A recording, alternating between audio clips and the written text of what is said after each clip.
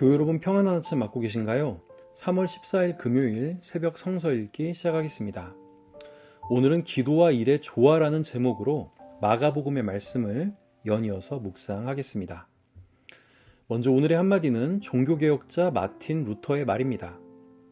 기도 없이 일하는 것은 신앙 없는 것이고 일 없이 기도하는 것은 위선이다. 예수님은 바쁜 사역 가운데서도 늘 기도를 통해 하나님과 깊이 교제했고 사역을 위한 힘과 지혜를 얻으셨습니다. 마가복음 1장 35절에서 45절 말씀입니다. 아주 이른 새벽에 예수께서 일어나서 외딴 곳으로 나가셔서 거기에서 기도하고 계셨다. 그때 시몬과 그의 일행이 예수를 찾아 나섰다. 그들은 예수를 만나자 모두 선생님을 찾고 있습니다 하고 말하였다. 예수께서 그들에게 말씀하셨다. 가까운 여러 고을로 가자. 거기에서도 내가 말씀을 선포해야 하겠다. 나는 이 일을 하러 왔다. 예수께서 온 갈릴리와 여러 회당을 두루 찾아가셔서 말씀을 전하고 귀신들을 쫓아내셨다. 나병 환자 한 사람이 예수께로 와서 그 앞에 무릎을 꿇고 간청하셨다. 선생님께서 하고자 하시면 나를 깨끗하게 해주실 수 있습니다. 예수께서 그를 불쌍히 여기시고 손을 내밀어 그에게 대시고 말씀하셨다. 그렇게 해주마. 깨끗하게 되어라. 곧 나병이 그에게서 떠나고 그는 깨끗하게 되었다. 예수께서 단단히 이르시고 곧 그를 보내셨다. 그때 예수께서 그에게 말씀하셨다. 아무에게도 아무 말도 하지 말아라. 가서 제사장에게 내 몸을 보이고 내가 깨끗하게 된 것에 대하여 모세가 명령한 것을 바쳐서 사람들에게 증거로 삼도록 하여라.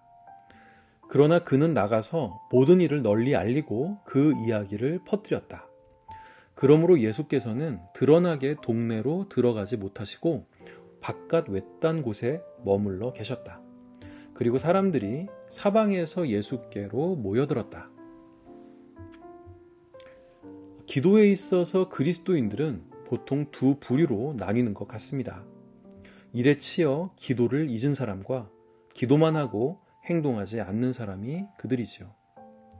어쩌면 한 사람에게도 이 두 가지 양태는 나타날 수 있습니다. 일에 치여 기도를 잊을 때, 기도에만 집중할 때가 그것이죠.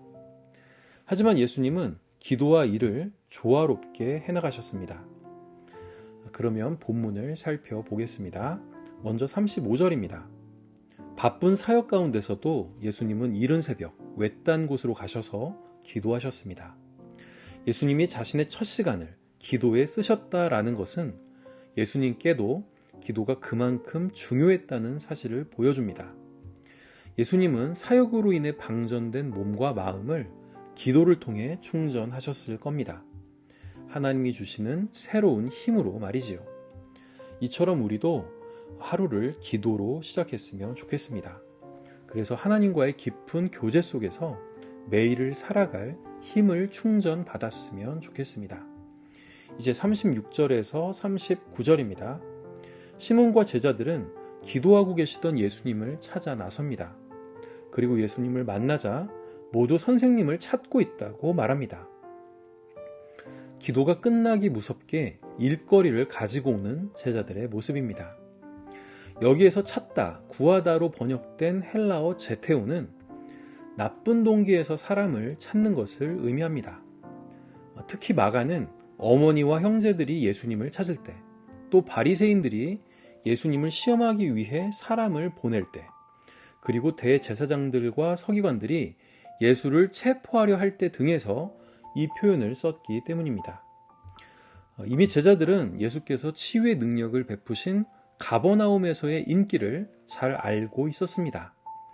그들은 그곳에서 선지자 대우를 받으며 예수님과 함께 인기를 누리기를 원했을 것입니다.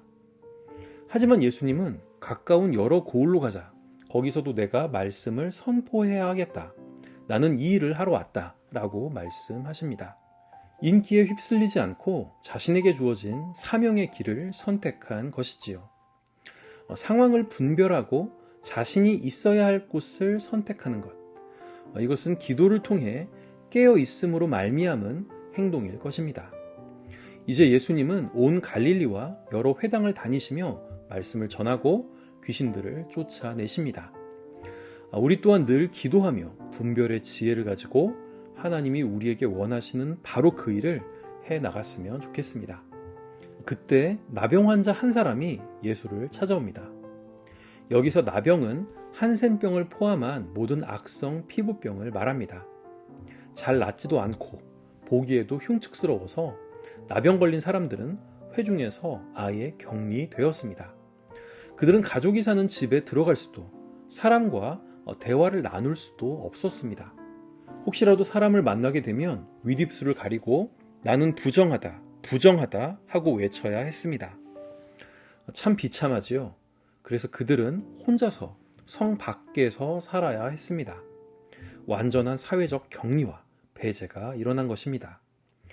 그런 나병 환자가 예수님 앞에 무릎을 꿇고 간청합니다. 선생님께서 하고자 하시면 나를 깨끗하게 해주실 수 있습니다. 자신의 치유는 다른 어떤 것이 아닌 오직 예수님께 달려있다라는 신앙 고백을 한 것이지요. 이제 예수께서는 그 나병 환자를 불쌍히 여기시고 그에게 손을 대십니다. 그리고 그렇게 해주마, 깨끗하게 되어라 하고 말씀하십니다. 그랬더니 그 나병 환자는 곧 깨끗해집니다. 마가는 이를 아주 간결하게 말하고 있어요. 이런 놀라운 기적을 경험한 사람들은 보통 예수의 제자가 되어 그를 따르려고 합니다. 하지만 예수님은 그 나병 환자를 자신이 있던 본래의 자리로 돌려 보내십니다.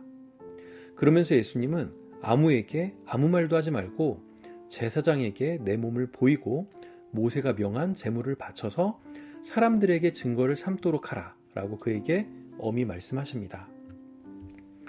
사실 중증 피부병 환자가 깨끗하여져서 원위치로 복귀하려면 모세의 율법에 따른 절차를 밟아야 했습니다. 제사장에게 드릴 제물도 새 2마리부터 고운 밀가루와 기름, 순양 2마리, 암양 1마리 등 바쳐야 할 것이 참으로 많았습니다. 율법으로부터 소외당했던 자에게 다시 율법이 부과한 과도한 제물을 바치게 하는 것은 참으로 아이러니한 일이었습니다. 하지만 예수님은 소외된 자들에게 있어 최고의 권리 회복을 바로 자신이 속했던 원래의 자리로 복귀하는 것이라고 생각하셨습니다. 그래서 돌아가서 제사장에게 제물을 드려 깨끗게 되었음을 증명하라고 명하셨던 것이지요. 예수께서 이렇게 지혜로운 판단을 하실 수 있었던 것도 기도의 힘이 아니었나 생각해 봅니다. 이제 마지막 45절입니다. 예수께서는 아무에게도 아무 이야기도 하지 말라라고 엄히 명하셨지만 나음을 받은 환자는 예수의 이야기를 온 동네에 증거하고 다녔습니다. 이러한 나병 환자가 본래의 삶의 자리에서 자신의 깨끗게 된 모습을 보이는 것이야말로 하나님 나라의 도래를 온몸으로 강력하게 증언하는 일이었겠지요. 그래서 예수님은 이제 그 동네에는 드러나게 들어가실 수 없게 되었습니다. 예수님의 기도와 일의 조화, 그로 인한 기적과 같은 치유의 역사는 참으로 놀랍습니다. 하지만 이런 역사가 예수님으로 끝나서는 안 되겠지요.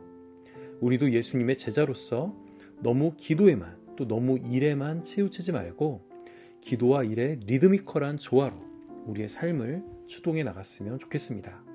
그래서 예수님처럼 일상에서의 분별력과 지혜를 가지고 하나님이 원하시는 일을 힘차게 해나갔으면 좋겠습니다. 함께 기도하겠습니다. 하나님, 저희도 예수님을 따라 기도와 일이 조화로운 그런 삶을 살길 원합니다.